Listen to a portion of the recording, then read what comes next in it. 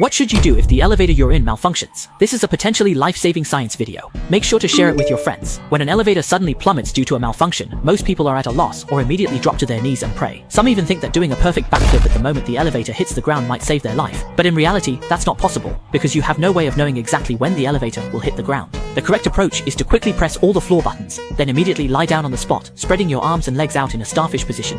This can help reduce the impact on your body. If the elevator suddenly stops midway, you must never try to pry open the elevator doors with your hands, because the elevator could suddenly drop and seriously injure you. Instead, press the emergency button and sit against the wall to wait for rescue. When taking the elevator in daily life, don't do push-ups inside. If there's plenty of space, don't stand right behind someone else, because your bad breath might overwhelm them. Also, don't stand face to face with others, as they might think you're provoking them. Remember to let people inside the elevator exit before you enter. There's a guy who hasn't bathed in 80 years. He believes that touching water will make him sick, and that being dirty actually keeps him healthy. So he ran away from home, dug a hole in the wild to sleep in, and survived by eating small animals.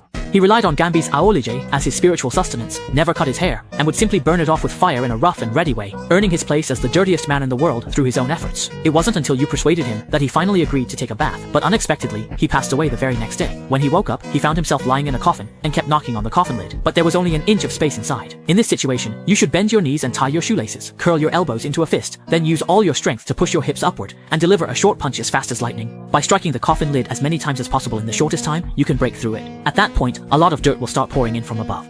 Your buddy might not have time to dig his way out, and within a few seconds, he'll be buried, causing the resurrection plan to fail. That's when you finally understand what to do if you're targeted by a lion. This is a life-saving science video, so make sure to share it with your good friends. When a 300-pound lion is walking towards you, many people's first instinct is to climb a tree, but that's the wrong move, because lions run faster than you, and will bite you before you even get up there. The correct approach is to stand your ground, keep a fierce look in your eyes, and raise both hands to make yourself appear taller. If the lion keeps advancing, you should maintain eye contact and slowly back away. Don't turn and run, and don't crouch down, or the lion will think you're weak. If the lion accidentally knocks you down, you need to take the opportunity to attack its eyes and nose. If you're lucky, you might be able to defeat the lion. If an 8-ton elephant suddenly charges at you, most people would immediately try to run away, but that might be the last run of your life, because elephants can run at speeds up to 25 miles per hour, and you'll never outrun one. Instead, you should run in a zigzag pattern, because elephants are so big that it's hard for them to make sharp turns. If you can't outrun the elephant, find something to hide behind and pray that it doesn't find you. What if you're in a car and you're accidentally struck by lightning? This is another life-saving science video. Make sure to share it with your superhero friends. When a vehicle is struck by lightning, many people think they'll be instantly incinerated, but in reality, when lightning hits your car, the current doesn't actually pass through your body. It only travels around the exterior of the car and then flows into the ground. This phenomenon is also known as a Faraday cage. However, that doesn't mean you'll be completely unharmed, because the current can still pass through the car's electronic systems. If you deliberately touch the metal parts of the car at that moment, you could still get an electric shock. If you accidentally get a flat tire while driving,